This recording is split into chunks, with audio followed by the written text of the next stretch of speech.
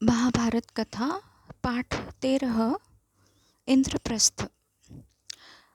द्रौपदी के स्वयंवर में जो कुछ भी हुआ था उसकी खबर जब हस्तिनापुर पहुंची तो विदुर बड़े खुश हुए।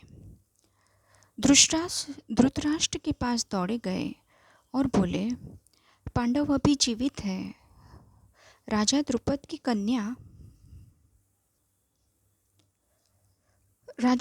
की कन्या को स्वयंवर में अर्जुन ने प्राप्त किया है। पांचों भाइयों ने विधिपूर्वक द्रौपदी के साथ ब्याह कर लिया है और कुंती के साथ वे सब द्रुपद के यहाँ कुशल से हैं। यह सुनकर धृतराष्ट्र हर्ष प्रकट करते हुए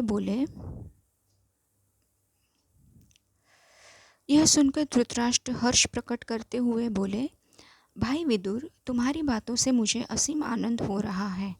राजा द्रुपद की बेटी हमारी बहू बन गई है, यह बड़ा ही अच्छा हुआ। उधर दुर्योधन को जब मालूम हुआ कि पांडवों ने लाख के घर की भीषण आग से किसी तरह बचकर और एक बरस तक कहीं छिपे रहने के बाद अब पराक्रमी पांचाल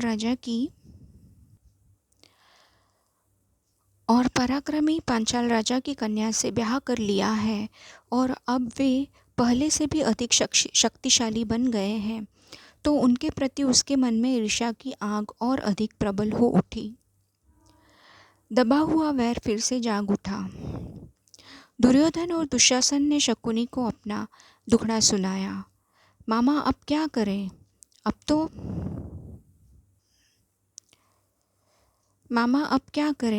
अब तो द्रुपद कुमार धृष्टद्युम्न और शिखंडी भी उनके साथी बन गए हैं। उसके बाद कर्ण और दुर्योधन धृतराष्ट्र के पास गए और एकांत में उनसे दुर्योधन ने कहा, पिताजी, जल्द ही हम ऐसा कोई उपाय करें जिससे हम सदा के लिए निश्चिंत हो सकें। धृतराष्ट्र ने कहा, बेटा, तुम बिल्कुल ठीक कहते हो, तुम ही बताओ अब क्या करना चाहिए। दुर्योधन ने कहा, तो फिर हमें कोई ऐसा उपाय करना चाहिए जिससे पांडव यहाँ आए ही नहीं, क्योंकि यदि वे इधर आए तो जरूर राज्य पर भी अपना अधिकार जमाना चाहेंगे। इस पर कर्ण को हंसी आ गई। उसने कहा, दुर्योधन, अब 1 साल बाहर रहने और दुनिया देख लेने से उन्हें काफ़ी अनुभव प्राप्त हो चुका है। एक शक्ति संपन्न राजा के यहाँ उन्होंने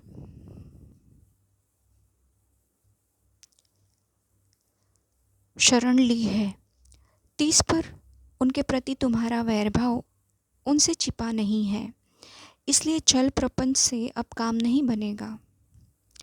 आपस में फूट डालकर भी उनको हराना संभव नहीं। राजा द्रुपद धन के प्रलोभन में पड़ने वाले व्यक्ति भी नहीं हैं। लालच देकर उनको अपने पक्ष में करने का विचार बेकार है। पांडवों का साथ वे कभी नहीं छोड़ेंगे। द्रौपदी के मन में पांडवों के प्रति घृणा पैदा हो ही नहीं सकती। ऐसे विचार की ओर ध्यान देना भी ठीक नहीं है। हमारे पास केवल एक ही उपाय रह गया है और वह यह है कि पांडवों की ताकत बढ़ने से पहले उन पर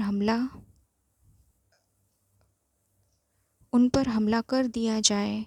कर्ण तथा अपने बेटों की परस्पर विरोधी बातें सुनकर धृतराष्ट्र इस बारे में कोई निर्णय नहीं ले सके। वे पितामह भीष्म तथा आचार्य द्रोण को बुलाकर उनसे सलाह मशविरा करने लगे।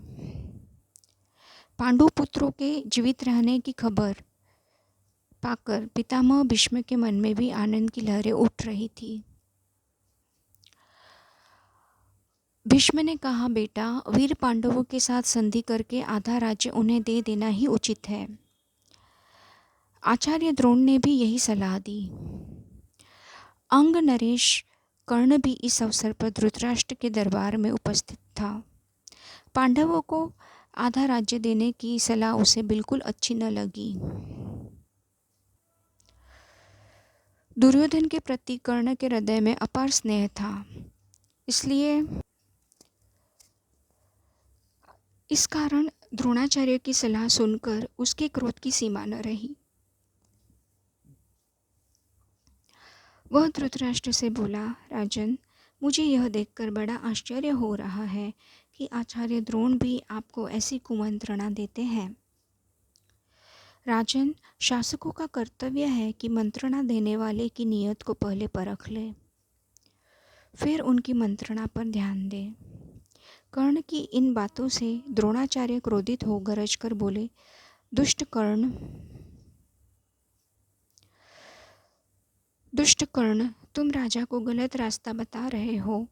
यह निश्चित है कि यदि राजा धृतराष्ट्र ने मेरी तथा पितामह भीष्म की सलाह न मानी और तुम जैसों की सलाह पर चले तो फिर कौरवों का नाश होने वाला है। इसके बाद धृतराष्ट्र ने धर्मात्मा विदुर से सलाह ली। विदुर ने कहा, हमारे कुल के नायक भीष्म तथा आचार्य द्रोण ने जो बताया है वही श्रेयस्कर है। कर्ण की सलाह किसी काम की नहीं है। अंत में सब सोच विचार कर धृतराष्ट्र ने पांडु के पुत्रों को आधा राज्य देकर संधि कर लेने का निश्चय किया और पांडवों को द्रौपदी तथा कुंती सहित सादर लीवा लाने के लिए विदुर को भेजा। विदुर पांचाल देश को रवाना हो गए। पांचाल देश में पहुंचकर विदुर ने राजा द्रुपद को अमूल्य उपहार भेंट करके उनका सम्मान किया और राजा धृतराष्ट्र की तरफ से अनुरोध किया कि पांडवों को द्रौपदी सहित हस्तिनापुर जाने की अनुमति दे। विदुर का अनुरोध सुनकर राजा द्रुपद के मन में शंका हुई। उनको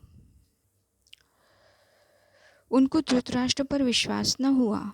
सिर्फ इतना कह दिया कि पांडवों की जैसी इच्छा हो वही करना ठीक होगा। तब विदुर ने माता कुंती के पास जाकर अपने आने का कारण उन्हें बताया। कुंती के मन में भी शंका हुई कि कहीं पुत्रों पर फिर कोई आफत न आ जाए। विदुर ने उन्हें समझाया और धीरज देते हुए कहा, देवी, आप निश्चिंत रहें।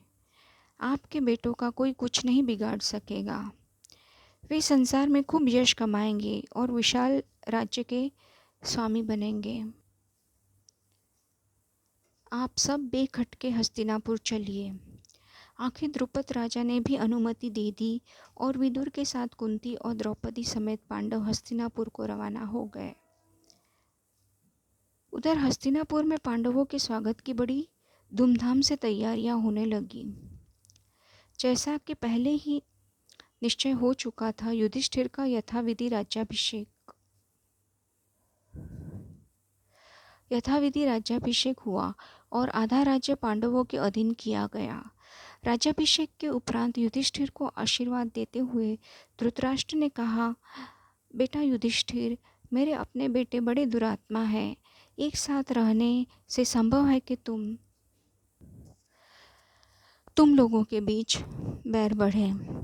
इस कारण मेरी सलाह है कि तुम खांडवप्रस्थ को अपनी राजधानी बना लेना और वहीं से राज करना।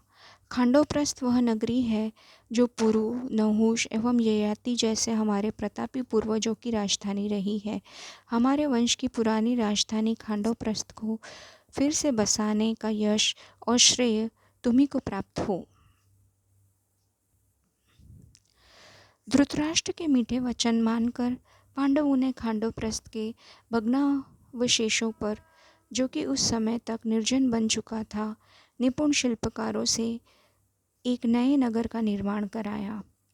सुंदर भवनों, अभेद्य दुर्गों आदि से सुशोभित उस नगर का नाम इंद्रप्रस्थ रखा गया। इंद्रप्रस्थ की शान एवं सुंदरता ऐसी हो गई कि सारा संसार उसकी प्रशंसा करते न थकता था। अपनी राजधानी में द्रौपदी और माता कुंती के साथ पांचों पांडव 23 बरस तक सुखपूर्वक जीवन बिताते हुए न्यायपूर्वक राज्य करते रहे।